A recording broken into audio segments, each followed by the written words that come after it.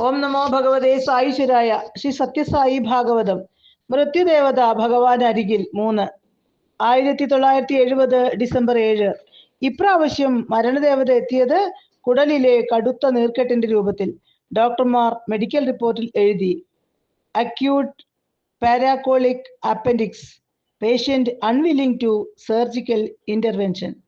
ഏത് നിമിഷവും രോഗബാധയുള്ള ഭാഗം പൊട്ടുമെന്നും അത് ഗുരുതരമായ പ്രത്യാഘാതങ്ങളും മരണവും ക്ഷണിച്ചു വരുത്തുമെന്നും ഡോക്ടർമാർ അറിയിച്ചു. ഗോവയിലെ കോബ രാജനിവാസിൽ വെച്ചായിരുന്നു ഈ ഗുരുതരമായ അവസ്ഥ ഉണ്ടായത്. ആ സംഭവം ഇങ്ങനെയായിരുന്നു: കസ്തൂരിയുടെ സിലോൺ യാത്ര റദ്ദാക്കിച്ച് തന്നോടൊപ്പം യാത്രയാകാൻ ഭഗവാൻ അരുളി. ഭഗവാൻ ഗോവ, പൂന എന്നീ സ്ഥലങ്ങൾ വഴി ബോംബെക്ക് പോകുകയായിരുന്നു. വഴിയിൽ ബാബയുടെ കാർ 2-3 പ്രാവശ്യം കേടായി. പിന്നീട് വണ്ടി നിന്നു. കൂടെയുള്ളവർ അത്ഭുതപ്പെട്ടു. പെട്രോൾ തീർന്നപ്പോൾ ടാങ്കിൽ വെള്ളം ഒഴിപ്പിച്ച് വണ്ടി ഓടിപ്പിച്ചിട്ടുണ്ട് ഭഗവാൻ. കേടായ കാർ ഭഗവത് സ്പർശം കൊണ്ട് ഓടിയിട്ടുണ്ട്. ബാബ കയറിയ കാർ സ്വയം ഓടിയിട്ടുണ്ട്. ഇതൊക്കെ കേട്ടിട്ടും വായിച്ചിട്ടും ഉള്ളവർക്ക് ആകെ ആശയക്കുഴപ്പം. സ്വാമി യാത്ര ചെയ്യുന്ന കാർ ബ്രേക്ക് ഡൗൺ ആവുകയോ? സ്വാമിയാകട്ടെ ആ സാഹചര്യം ശരിക്കും ആസ്വദിച്ചു. പിന്നീട് വണ്ടി വർക്ക്ഷോപ്പിലേക്ക് കൊണ്ടുപോകാൻ ഏർപ്പാട് ചെയ്ത് യാത്രാ സംഘം വൃന്ദാവനത്തിലേക്ക് മടങ്ങി. യാത്ര തുടങ്ങിയപ്പോഴേ ഭഗവാൻ പല വിധത്തിലും യാത്രയിൽ താല്പര്യമില്ലാത്ത വിധം സൂചന നൽകിയിരുന്നു. യാത്രാവേളയിൽ ജോഗ് വെള്ളച്ചാട്ടം കാണാൻ എല്ലാവരും താല്പര്യം പ്രകടിപ്പിച്ചു. പക്ഷേ സ്വാമിക്ക് അതിൽ ഉത്സാഹം ഉണ്ടായിരുന്നില്ല. ഇടയ്ക്ക് പാകമായ മധുരമുള്ള കാട്ടുപഴങ്ങൾ ഭക്തന്മാർക്ക് കൊടുത്തിട്ട് സ്വാമി അരുളി: ഗോകുലത്തിൽ കഴിയുമ്പോൾ യമുനാ തീരത്ത് വെച്ച് ഞാൻ കൂട്ടുകാർക്കൊപ്പം കഴിച്ചിരുന്നത് ഇത്തരം പഴങ്ങളായിരുന്നു.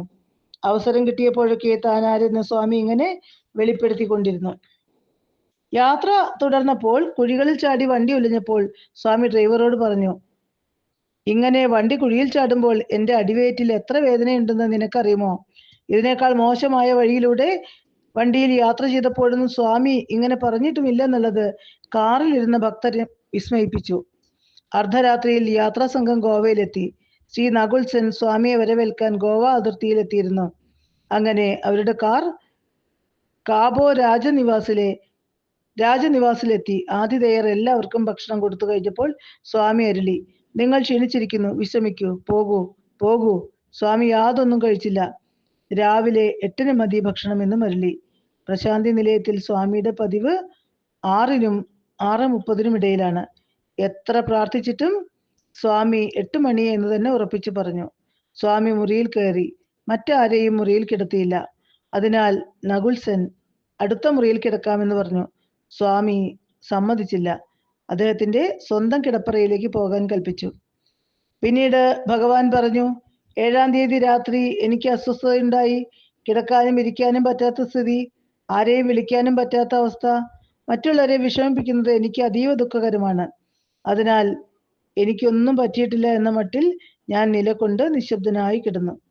പിറ്റേ ദിവസം സ്വാമിയെ കണ്ടവർ വല്ലാതായി. ഭഗവാൻ വളരെയേറെ വേദന അനുഭവിക്കുന്നതായി തിരുമുഖം വിളിച്ചോതി. കാബോ രാജനിവാസ് ഭാഗ്യം കെട്ട കൊട്ടാരമെന്ന് ശ്രീമതി സെൻ കരുതി.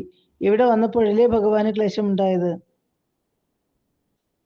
അന്തര്യാമിയായ സായി ഉടൻ തിരുത്തി: അങ്ങനെയല്ല, ഇത് ഭാഗ്യം ചെയ്ത വസതി തന്നെ. ഈ അസുഖത്തെ ഇവിടെ വെച്ച് കൈകാര്യം ചെയ്യാനായി ഞാൻ ഈ കൊട്ടാരം തിരഞ്ഞെടുത്തു. ഗാവോ മെഡിക്കൽ കോളേജിൽ നിന്ന് വിദഗ്ധ ഡോക്ടർമാർ വന്ന് പരിശോധിച്ചു. പലരും പല അഭിപ്രായങ്ങൾ പറഞ്ഞു. ആ സമയം ബാബയ്ക്ക് പനിയും മനംപിരിട്ടലും തുടങ്ങി. ഇതിനകം വാർത്ത പുറത്തെത്തി. ഭക്തജനങ്ങൾ തടിച്ചുകൂടി. കസ്തൂരി അവരെ സമാധാനിപ്പിച്ചു: ഇത് ഭഗവാൻ ഏറ്റെടുത്ത രോഗമാണ്. ഇതിനു മുമ്പും ഇങ്ങനെ സംഭവിച്ചിട്ടുണ്ട്. വർഷങ്ങൾക്ക് മുമ്പുണ്ടായ പക്ഷാഘാതവും ഹൃദയസ്തംഭനവും അദ്ദേഹം വിവരിച്ചു. അതുകൊണ്ട് കാത്തിരിക്കാനും ഭഗവാൻ സ്വയം രോഗവിമുക്തി നേടുമെന്നും അദ്ദേഹം പറഞ്ഞു. പക്ഷേ ഡോക്ടർമാർ അതൊന്നും പൂർണ്ണമായി സമ്മതിച്ചു കൊടുത്തില്ല. അവർ പറഞ്ഞു: ചൂട് 100 degree, pulse 100 m, respiration 16 m, total blood count 22,000, neutrophils 88%. സ്വാമി കഠിനമായി വേദന അനുഭവിക്കുന്നുണ്ടെന്ന് ഡോക്ടർമാർ പറഞ്ഞു. പക്ഷെ ഭഗവാൻ പ്രതികരിച്ചത് ഇങ്ങനെ: ഇതെന്നെ വേദനിപ്പിക്കുന്നു എന്ന് ഞാൻ സമ്മതിച്ചാൽ ഞാൻ അതെങ്ങനെ ഏറ്റെടുത്തു? ഞാൻ ഈ രോഗം പ്രേമം മൂലം ഏറ്റെടുത്തതാണ്. പ്രേമത്തിന് വേദന അറിയില്ല. ഭക്തന്മാർ തങ്ങൾക്ക് കൂടി വേദന പങ്കിട്ടു തരാൻ കേണു പ്രാർത്ഥിച്ചു. സ്വാമി അരുളി, എനിക്ക് വേദനയൊന്നുമില്ല. ഇനി ഉണ്ടെങ്കിലും ഞാൻ പ്രസാദമായി വേദന ആർക്കും വിതരണം ചെയ്യാറുമില്ല. 9-ാം തീയതി ഡോക്ടർമാർ മൂക്കിൽ കൂടി ട്യൂബ് ഇടാൻ തീരുമാനിച്ചു. ആമാശയത്തിലെ വായു പുറത്തു കളഞ്ഞാൽ കുറച്ച് ആശ്വാസം കിട്ടുമെന്ന് അവർ കണക്കുകൂട്ടി. പഴുപ്പിലേക്ക് സിറിഞ്ച് ഇറക്കി അത് വലിച്ചു കളയാനും നിശ്ചയിച്ചു. അവർ അതിന് തയ്യാറായി. പക്ഷെ ഭഗവാൻ യാതൊന്നിനും സമ്മതിച്ചില്ല. അതോടുകൂടി എല്ലാവരുടെയും പ്രതീക്ഷ മങ്ങി.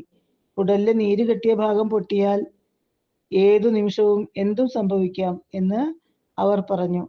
10-ാം തീയതി ഭജന ഏർപ്പാട് ചെയ്തു. സ്വാമി സമ്മതിച്ചു. ഭഗവാൻ പുറത്തു വരുമെന്ന് വാർത്ത പരന്നു. പക്ഷെ ഡോക്ടർമാർ ഒരിക്കലും അംഗീകരിച്ചില്ല. ഭക്തന്മാർ സമൂഹ ഭജനയ്ക്ക് പന്തലൊരുക്കി.